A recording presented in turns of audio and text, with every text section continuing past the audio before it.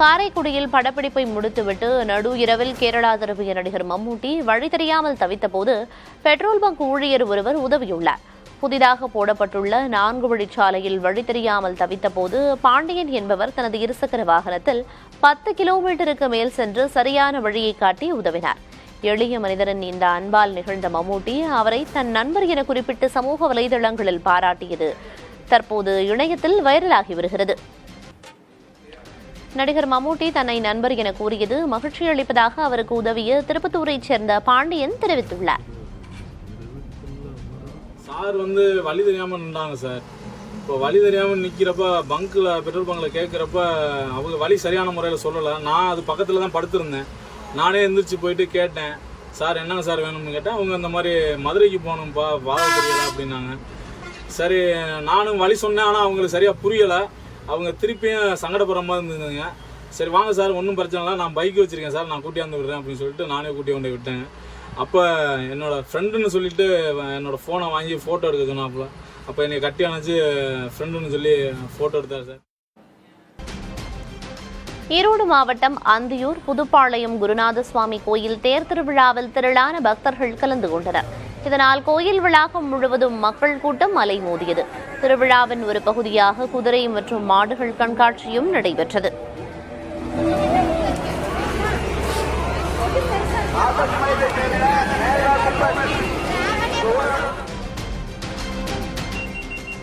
மாமல்லபுரத்தில் நடைபெறும் சர்வதேச காற்றாடி திருவிழாவில் 10,000க்கும் மேற்பட்டோர் கலந்து கொண்டு கண்டு ரசித்தனர். விடுமுறை தினம் என்பதால் சென்னை மற்றும் சுற்றியுள்ள பகுதிகளிலிருந்து காற்றாடி திருவிழாவிற்கு ஏராளமானோர் வருகை தந்தனர். இந்தியா, தாய்லாந்து, மலேசியா உள்ளிட்ட வெளிநாடுகளைச் சேர்ந்த 40க்கும் மேற்பட்ட வல்லுநர்கள் பங்கேற்ற இத்திருவிழாவில் பொய்க்கால் குதிரை, தஞ்சாவூர் தலையாட்டி பொம்மை மற்றும் ராட்சத கடல்வாழ் உயிரினங்கள் வடிவிலான 100க்கும் மேற்பட்ட ராட்சத காற்றாடிகள் வானில் பறக்கவிடப்பட்டது பொதுமக்களுக்கு கண்கவர் விருந்தாக அமைந்தன. முல்லை பெரியாறு அணையிலிருந்து தமிழக பாசனத்திற்கு தண்ணீர் திறக்கப்பட்டதை தொடர்ந்து கம்பம் பள்ளத்தாக்கு பகுதியில் முதல் போக நெல் சாகுபடிக்கான உழவாரப் பணிகள் தொடங்கியுள்ளன. வழக்கத்தை விட 2 மாதங்கள் தாமதமாக தண்ணீர் திறக்கப்பட்டிருப்பதால் வடகிழக்கு பருவமழை காலத்தில் அறுவடை பாதிக்கப்படக்கூடும் என விவசாயிகள் கவலை தெரிவித்துள்ளனர். இருப்பினும் தொலைநோக்கு திட்டமிடல் மூலம் இருபோக சாகுபடியையும் வெற்றிகரமாக செய்ய முடியும் என்ற நம்பிக்கையுடன் விவசாயிகள் பணிகளை மேற்கொண்டு வருகின்றனர். இது 2019-20 இதே மாதிரி இருந்துச்சு சார். ஆகஸ்டில் எடுத்தாங்க. இப்போ அதே இதில் இருக்குது. அந்த நேரம் 2 போகம் எடுத்துட்டோம். இப்பயும் நாங்கள் 2 போகம் எடுத்துடலாம். கொஞ்சம் தண்ணியை மட்டும் கம்பம் பள்ளத்தாக்கு தேவையான தண்ணியை நிறுத்திட்டு கீழே கொடுக்கணும். அப்படின்னா விவசாயம் பாதிக்காமல் எடுத்துடலாம். நாங்கள் என்ன லேட்டாக தாமதமானாலும் இது விவசாயிகள் மகிழ்ச்சியாக தான் நான் நினைக்கிறேன். ஏன்னா இறைவன் நம்ம மக்களுடைய கஷ்டத்தை நிவர்த்தி மழை வர வச்சிட்டாரு. இந்த 2 மாத கேப்பை விவசாயிகளுடைய ஒரு அந்த வழிகாட்டுதல் பிரகாரம் நாத்தங்காலுக்கு இடம் போட்டு நம்ம 2ஆம் பாவத்துக்கு முன்கூடியே நாற்று பாவிட்டோம்னு சொன்னால் கருது எடுத்த உடனே நடவு பண்ணி ஆரம்பிச்சிடலாம். அப்போ 2 போகம் எடுக்கிறதுக்கான வாய்ப்பு இந்த கம்பம் பள்ளத்தாக்கு. இந்த நேரத்தில் தமிழக அரசு விவசாயிகளுக்கு முறையான அந்த ஒரு எப்படி இந்த நெல்லை நம்ம விவசாயம் செய்வது, எப்படி இதை நம்ம முறைப்படுத்துவது, அடுத்து நம்ம இதில் ஏற்படக்கூடிய பாதிப்புகள்லேருந்து எப்படி இவங்களை காப்பாற்றுறது அப்படின்னு சொல்லி விவசாயிகளுக்கான கருத்தரங்குகளை இங்கே வேளாண் துறையை நடத்தணும் இந்த நேரத்தில் நாங்கள் கேட்டுக்கிறோம். புதுக்கோட்டையில் மாணவ மாணவிகள் 10 நிமிடங்கள் தொடர்ந்து ஒளிர் சிலம்பம் சுற்றி சாதனை படைத்தனர். நிகழ்ச்சியை புதுக்கோட்டை மாவட்ட காவல் துணை கண்காணிப்பாளர் பிருந்தா தொடங்கி வைத்தார். இதில் 130 மாணவர்கள் ஒளிர் சிலம்பத்தை பயன்படுத்தி பல்வேறு முறைகளில் 10 நிமிடங்கள் சிலம்பம் சுற்றினர். தொடர்ந்து மாணவர்களுக்கு சான்றிதழ்கள் வழங்கி கௌரவிக்கப்பட்டது. கோவையில் கொலை செய்யப்பட்ட கல்லூரி மாணவர் அமுதன் குடும்பத்தினரை அமைச்சர்கள் நேரில் சந்தித்து ஆறுதல் கூறினர். மாணவரின் சொந்த ஊரான கள்ளக்குறிச்சி மாவட்டம் வடக்கநந்தலில் உள்ள குடும்பத்தினரை சந்தித்த அமைச்சர்கள் வன்னியரசு மற்றும் சம்பத்குமார் 6 லட்சம் ரூபாய் நிவாரண உதவி வழங்கினர். தொடர்ந்து செய்தியாளர்களை சந்தித்த அமைச்சர் சம்பத்குமார் வழக்கில் இதுவரை 12 பேர் கைது செய்யப்பட்டிருப்பதாகவும் சம்பந்தப்பட்ட அனைவர் மீதும் கடும் நடவடிக்கை எடுக்கப்படும் என தெரிவித்தார். காஞ்சிபுரம் மாவட்டம் சுங்குவார்சத்திரம் அருகே தனியார் ஆலை ஊழியர்களை ஏற்றி வைந்த பேருந்து முன்னால் சென்ற கனரக லாரி மீது மோதி விபத்துக்குள்ளானது. இந்த விபத்தில் 25க்கும் மேற்பட்டோர் படுகாயமடைந்து மருத்துவமனையில் அனுமதிக்கப்பட்டுள்ளனர். இவர்களில் பலத்த காயமடைந்த 3 பேருக்கு தீவிர சிகிச்சை அளிக்கப்பட்டு வருகிறது. ஓட்டுநரின் தூக்க கலக்கத்தால் இந்த விபத்து நேரிட்டுள்ளதாக கூறப்படுகிறது.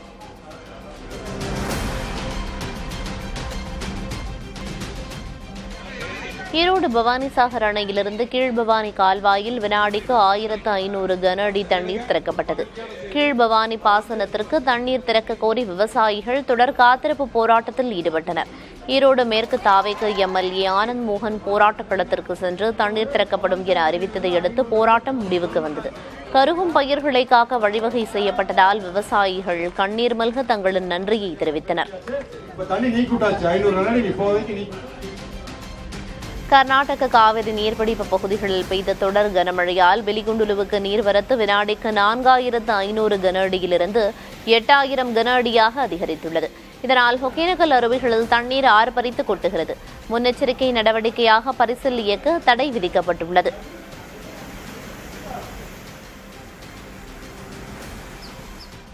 திருச்சி மாவட்டம் லால்குடி மற்றும் சுற்றுவட்டார பகுதிகளில் வாழை சாகுபடி கடுமையாக பாதிக்கப்பட்டுள்ளது.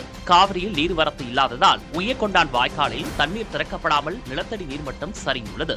தற்போது டீசல் மோட்டார் மூலம் தினமும் தண்ணீர் பாய்ச்ச முடியாமல் பொருளாதார இழப்பை சந்தித்து வருவதாக விவசாயிகள் கூறுகின்றனர். எனவே கருகும் வாழைக்கன்றுகளை காப்பாற்ற தமிழக அரசு உடனடியாக டீசல் மானியம் வழங்க வேண்டும் என விவசாயிகள் கோரிக்கை விடுத்துள்ளனர்.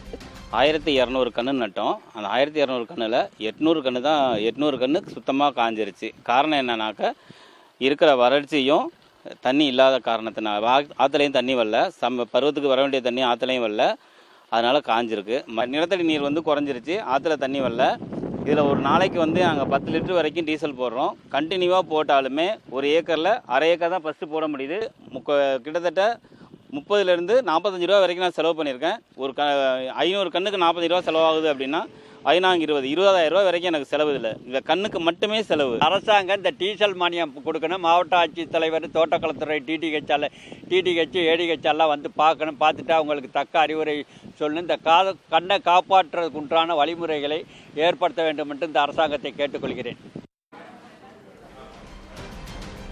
தமிழகத்தில் வீட்டு சமையல் எரிவாயு சிலிண்டர் வாடிக்கையாளர்களின் EKYC எனப்படும் உண்மை சரிபார்ப்பு பணிக்கான அவகாசம் 23ஆம் தேதி வரை நீட்டிக்கப்பட்டுள்ளது.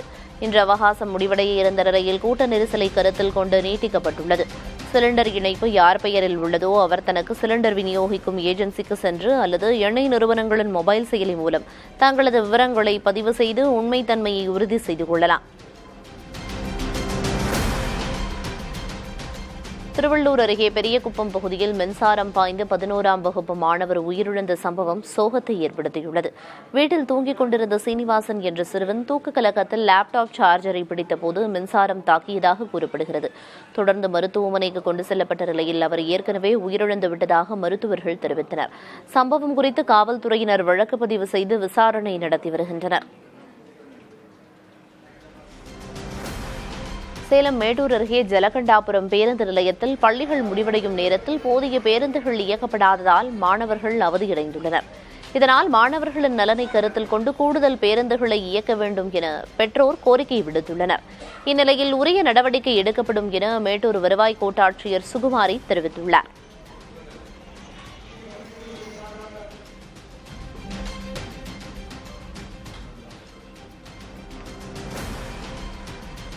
கொடைக்கானல் அருகே உள்ள குறிஞ்சிநகர் செல்லும் 3 கிலோமீட்டர் சாலை கடுமையாக சேதமடைந்து ஜல்லிக்கற்கள் நிறைந்திருப்பதால் வாகன ஓட்டிகள் அவதிக்குள்ளாகி வருகின்றனர். குறிப்பாக மருத்துவ வாகனங்கள் மற்றும் மாற்றுத்திறனாளி வாகனங்கள் செல்ல முடியாமல் தவித்து வரும் நிலையில் பல முறை மனு கொடுத்தும் அதிகாரிகள் மெத்தனமாக செயல்படுவதாக புகார் எழுந்துள்ளது. இதுகுறித்து விசாரித்து நடவடிக்கை எடுக்கப்படும் என கோட்டாட்சியர் கீர்த்தனா தெரிவித்துள்ளார். கடலூர் நாகம்மன் கோயிலில் ஆடி மாத திருவிழாவை முன்னிட்டு பூப்பல்லக்கு ஊர்வலம் கோலாகலமாக நடைபெற்றது. 6 டன் மலர்களை கொண்டு உருவாக்கப்பட்ட இந்த பல்லக்கு கிரேன் இயந்திரங்கள் மூலம் தூக்கி வைக்கப்பட்டது. தொடர்ந்து மேளதாளங்கள் முழங்க அம்மன் முக்கிய வீதிகள் வழியாக பல்லக்கில் வலம் வந்தது பக்தர்களை வெகுவாக கவர்ந்தது.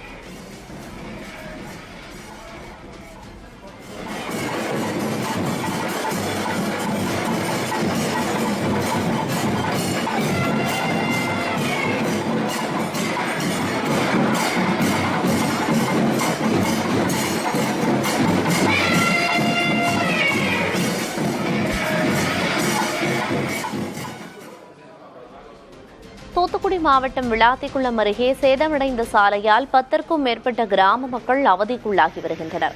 கமலாபுரம், கந்தசாமிபுரம், பூதலூர் அணி உள்ளிட்ட 10க்கும் மேற்பட்ட கிராமங்களுக்கு செல்லும் சாலை மிகவும் மோசமடைந்து காணப்படுகிறது. இதனால் பள்ளி மாணவர்கள் அவசர மருத்துவ தேவைகளுக்கு செல்வோர் பாதிக்கப்படுவதாக கூறப்படுகிறது. எனவே சாலையை உடனடியாக சீரமைக்க வேண்டும் என மக்கள் கோரிக்கை விடுத்துள்ளனர். 80வது சுதந்திர தினத்தை முன்னிட்டு சென்னை ரிப்பன் மாளிகையில் மேயர் பிரியா தேசிய கொடியை ஏற்றி வைத்து அணிவகுப்பு மரியாதையை ஏற்றுக்கொண்டார். மேலும் சிறப்பாக பணியாற்றிய அலுவலர்களுக்கு சான்றிதழ்களையும் சுய உதவிக் குழுக்களுக்கு மணிமேகலை விருதையும் அவர் வழங்கினார். இதனிடையே சிறந்த உள்ளாட்சி அமைப்புக்கான முதலமைச்சர் விருது பெற்ற மண்டலங்களின் தலைவர்கள் விழாவில் பங்கேற்காதது குறித்த செய்தியாளர்களின் கேள்விக்கு மேயர் பிரியா பதிலளிக்காமல் சென்றார்.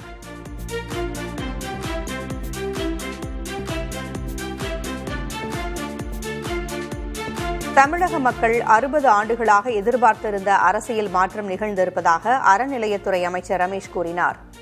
சென்னை திருவான்மியூர் பாம்பன் சுவாமி திருக்கோவிலில் நடைபெற்ற சமபந்தி நிகழ்வில் கலந்து கொண்ட அவர் பின்னர் செய்தியாளர்களை சந்தித்தபோது சாமானியர்களையும் சட்டப்பேரவைக்கு அழைத்து வந்த முதல்வர் விஜய் முதன்முறையாக தேசிய கொடியேற்றியது மகிழ்ச்சி அளிப்பதாக தெரிவித்தார்.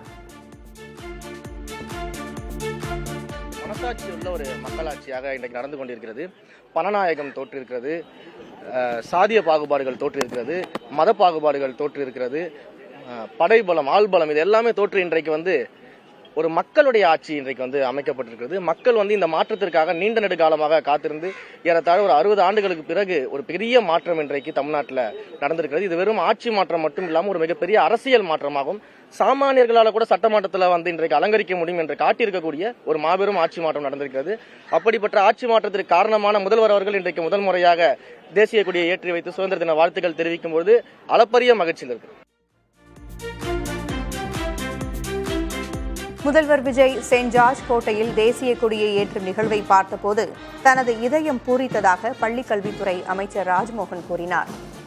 சென்னையில் பாரத சாரண சாரணியை இயக்க தலைமையகத்தில் நடைபெற்ற சுதந்திர தின விழாவில் மாணவர்களிடையே பேசிய அவர் விருப்பம் இல்லாததை பிறர் வற்புறுத்தலுக்காக செய்யாமல் இருப்பதுதான் சுதந்திரம் என்று கூறினார். எந்த நொடி பொழுது எனது வாழ்வில் வந்துவிடாதா என எனது இதயம் காத்திருந்ததோ அந்த நாள், அந்த காட்சி, அந்த இதயம். ஆம் நண்பர்களே, செயின்ட் ஜார்ஜ் கோட்டையிலே மாண்புமிகு தமிழ்நாடு முதலமைச்சர் சி ஜோசப் விஜய் அவர்களினுடைய பொற்கரங்களால் தேசிய கொடி ஏற்றப்பட்டது. நினைச்சதெல்லாம் செய்யறது சுதந்திரம் கிடையாது, விருப்பம் செய்யறது சுதந்திரம் கிடையாது.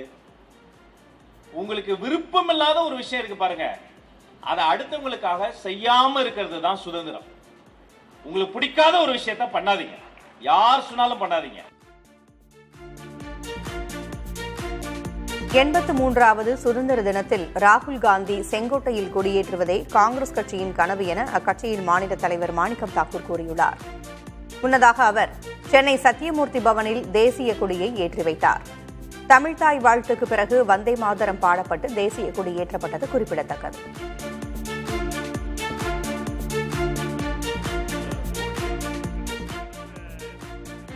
வருஷமா வந்துட்டு இருக்காரு. அவரை பொறுத்த மட்டும் பல கனவுகளை வித்து முடிச்சிட்டாரு. 15 லட்சம் ரூபா போடுறோம்னாரு, கனவா இருக்கு. இந்தியாவில் ஏழ்மையே இருக்காதுனாரு, கனவா இருக்கு. புல்லட் ட்ரெயின் வந்துருக்கும் சொன்னாரு, கனவா இருக்கு. 12 வருஷம் ஆச்சு, திருப்பியும் கனவுக்கு போயிட்டாரு. கனவுலே இருக்க வைக்க கூடாது, சொல்லக்கூடியதை செய்யக்கூடியவர்களா இருக்கணும். சொல்ற விஷயங்களை குறிப்பிட்ட காலத்தில் பிரச்சனைகளை தீர்க்கக்கூடியதாக தான் காங்கிரஸ் கட்சியினுடைய ஆட்சிகள் இருந்திருக்கு. கனவுகளை மட்டும் விற்கிற ஒரு பிரதமராக மோடி இருக்கிறார். காங்கிரஸ் கட்சியை நீங்க கேட்ட கேள்விக்கு காங்கிரஸ் கட்சியினுடைய கனவு என்னவா இருக்கும் கேட்டீங்கன்னா 83வது சுதந்திர தின விழாவில் ராகுல் காந்தி அவர்கள் செங்கோட்டையில் கொடியேற்ற வேண்டும் என்பது காங்கிரஸ் கட்சியினுடைய கனவாக இருக்கு. பெங்களூரில் மூளைச்சாவடைந்த 47 வயது நபரின் உடல் உறுப்புகளை அவரது உறவினர்கள் தானமாக வழங்கினர். அதன்படி தானமாக பெறப்பட்ட இதயம் சிறப்பு ஏற்பாடுகள் மூலம் விமானம் வழியாக சென்னைக்கு கொண்டு வரப்பட்டது.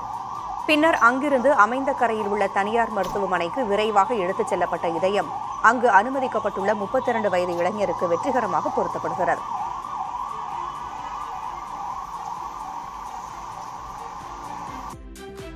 கன்னியாகுமரி மாவட்டம் குழித்துறையில் நகராட்சி நிர்வாகம் நடத்திய பொருட்காட்சியில் ராட்டினம் கவிழ்ந்ததில் ஒரே குடும்பத்தைச் சேர்ந்த 5 உட்பட 7 பேர் காயமடைந்தனர். அவர்கள் மருத்துவமனையில் அனுமதிக்கப்பட்ட நிலையில் பாதுகாப்பு கருதி பொருட்காட்சி தொடர்ந்து செயல்பட தற்காலிகமாக அனுமதி மறுக்கப்பட்டுள்ளது. மேலும் ராட்டினத்தை இயக்கிய நபர் மற்றும் ஒப்பந்ததாரரிடம் காவல்துறையினர் விசாரணை நடத்தினர்.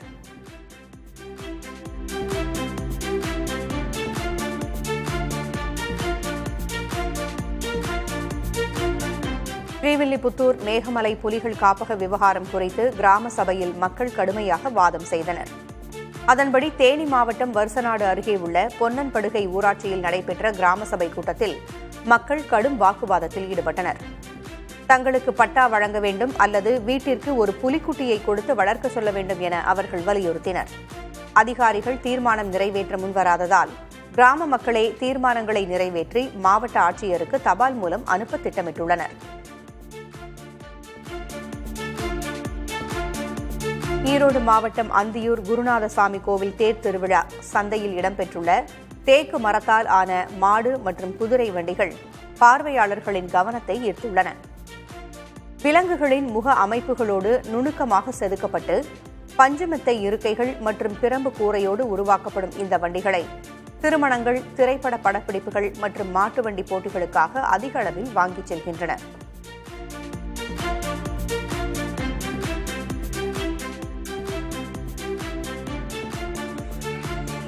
மாமல்லபுரத்தில் நடைபெறும் சர்வதேச காற்றாடி திருவிழாவில் 10,000த்திற்கும் மேற்பட்டோர் கலந்து கொண்டு கண்டு ரசித்தனர். விடுமுறை தினம் என்பதால் சென்னை மற்றும் சுற்றியுள்ள பகுதிகளிலிருந்து காற்றாடி திருவிழாவிற்கு ஏராளமானோர் வருகை தந்தனர்.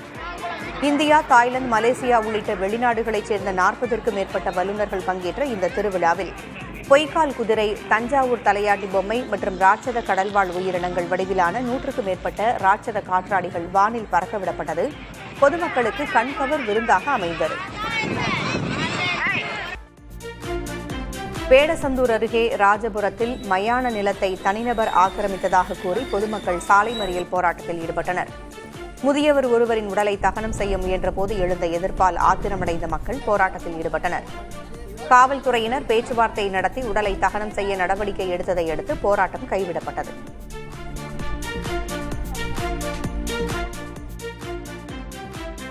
எண்பதாவது சுதந்திர தினத்தை ஒட்டி ராமநாதபுரத்திற்கு அருகே கடலுக்குள் சிறுவர்கள் தேசிய கொடியை ஏற்றி தேசப்பற்றை வெளிப்படுத்தினர். சென்னை மற்றும் புதுச்சேரியில் ஆழ்கடல் நீச்சல் பயிற்சி பள்ளி நடத்தி வருபவர் அரவிந்த். இவரது மகள் தாரகை மற்றொரு சிறுவனோடு இணைந்து 9 மீட்டர் ஆழத்தில் தேசிய கொடியை ஏற்றியதுடன் சுமார் 45 நிமிடங்கள் ஆழ்கடலில் நீந்தி 50 கிலோ பிளாஸ்டிக் கழிவுகளை அகற்றினர். ராமநாதபுரத்தில் லஞ்ச வழக்கில் சிக்கிய வருவாய் ஆய்வாளருக்கு பாராட்டுச் சான்றிதழ் வழங்கப்பட்ட சம்பவம் சர்ச்சையாகியுள்ளது. ராமநாதபுரம் நகராட்சி அலுவலகத்தில் கடந்த ஜூலை மாதம் லஞ்ச ஒழிப்பு காவல்துறையினர் நடத்திய சோதனையில் கணக்கில் வராத சுமார் 25 லட்சம் ரூபாய் கண்டுபிடிக்கப்பட்டது. இந்த சம்பவத்தில் வழக்கு பதிவு செய்யப்பட்ட வருவாய் ஆய்வாளர் கார்த்திகேயனுக்கு சுதந்திர தின விழாவில் சிறப்பாக பணியாற்றியதற்கான பாராட்டு சான்றிதழ் வழங்கப்பட்டது. இந்த விவரம் தாமதமாக தெரியவந்ததை அடுத்து அவரிடமிருந்து சான்றிதழ் உடனடியாக திரும்பப் பெறப்பட்டதாக நகராட்சி ஆணையர் விளக்கமளித்துள்ளார்.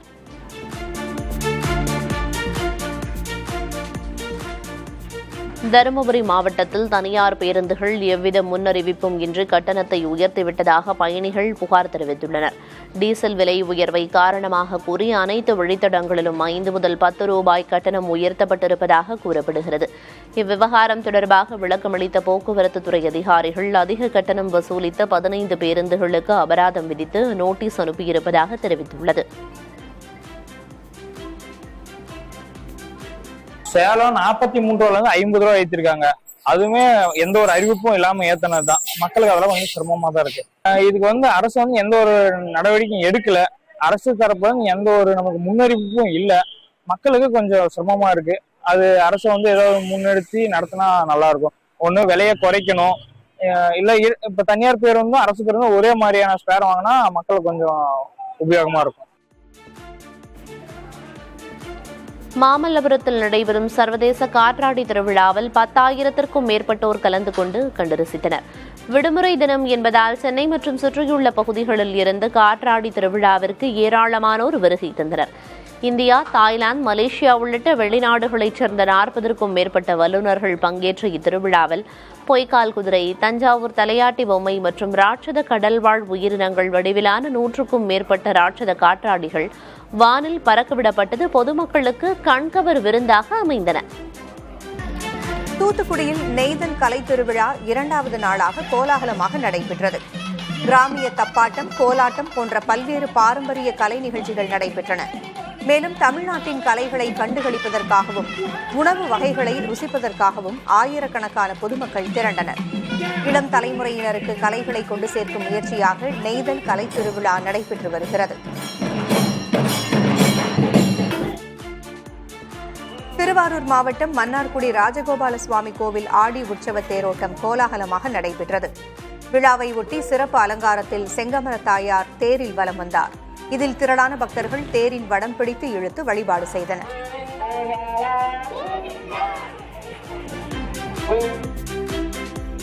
உளுந்தூர்பேட்டை அருகே மாரனோடை தூய விண்ணரசி அன்னை தேவாலயத்தில் 326வது ஆண்டு தேர் பவனி விமர்சையாக நடைபெற்றது. இதில் சுற்றுவட்டார கிராமங்களைச் சேர்ந்த ஏராளமானோர் கலந்து கொண்டனர். இதேபோல் காரைக்காலில் உள்ள தூய தேற்றரவு அன்னை ஆலய தேர்பவனி கோலாகலமாக நடைபெற்றது. இதில் ஏராளமான கிறிஸ்தவர்கள் பங்கேற்று வழிபட்டனர். வைகை அணையின் நீர்பிடிப்பு பகுதிகளில் நிலவும் கடும் வறட்சி காரணமாக கடந்த 10 ஆண்டுகளில் இல்லாத அளவிற்கு நீர்வாழ் உயிரினங்கள் மற்றும் சிப்பிகள் உயிரிழந்து கரைப்பகுதிகளில் குவியல் குவியலாக கிடக்கின்றன. அணையின் நீர்மட்டம் வெகுவாக குறைந்துள்ளதால் உணவுச் சங்கிலி பாதிக்கப்பட்டிருப்பதாக சூழலியல் ஆர்வலர்கள் கவலை தெரிவித்துள்ளனர். மேலும் இந்த அணை 5 மாவட்டங்களின் நீராதாரம் மட்டுமல்லாமல் நீர்வாழ் உயிரினங்களின் வாழ்விடம் என்பதை கருத்தில் கொண்டு உரிய நடவடிக்கை எடுக்க வேண்டும் என்ற கோரிக்கை விடுக்கப்பட்டுள்ளது. இதுகுறித்து பொதுப்பணித்துறை அதிகாரிகளிடம் கேட்டபோது வைகை அணையின் நீர்த்தேக்க பகுதி இனிவரும் காலங்களில் பாதுகாக்கப்படும் என்று தெரிவித்தனர்.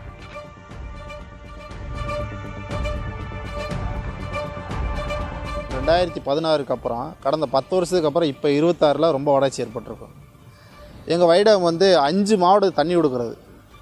இப்போ இந்த வறட்சினால தண்ணி கொடுக்குறது கொஞ்சம் கடுமையாக இருக்குது. நுண்ணுயிரியல் மெல்லுடைகள்னு சொல்லக்கூடிய சிப்பி, நண்டு, கிளிஞ்சல்கள் இறந்துருச்சு. போன வருஷம் இதே வருஷம் ஆகஸ்ட் மாதம் இந்த மாதிரி 50 அடிக்கு மேலே தண்ணி இருந்துச்சு. ஆனால் இப்போ பார்த்திங்கன்னா அதில் பாதி கூட தண்ணி இல்லாமல் ரொம்ப வறட்சி ஏற்படுது. அதுக்கெல்லாம் எதிர்த்துக்காட்டாக இங்கே பார்த்தீங்களா என் கையில் எவ்வளோ சிப்பி இருக்குது பார்த்தீங்களா, இந்த சிப்பி எல்லாம் செத்து லட்சக்கணக்கில் வைகை டேமில் செத்து போய் ஒன்றுமே இல்லாமல் கிடக்கு. முற்றிலும் வறண்டு போன இந்த வைகை அணையில் இனிமேல் இது போன்ற நிலைமை வராமல் பாதுகாப்பு என்பது அரசினுடைய கடமை. இந்த நுண்ணுயிர்கள் பாதுகாக்கப்பட்டால் மட்டும்தான் அந்த நீர் பகுதியில் இருக்கக்கூடிய ஆரோக்கியமான நீர் என்பது பாதுகாப்பானதாக இருக்கும்.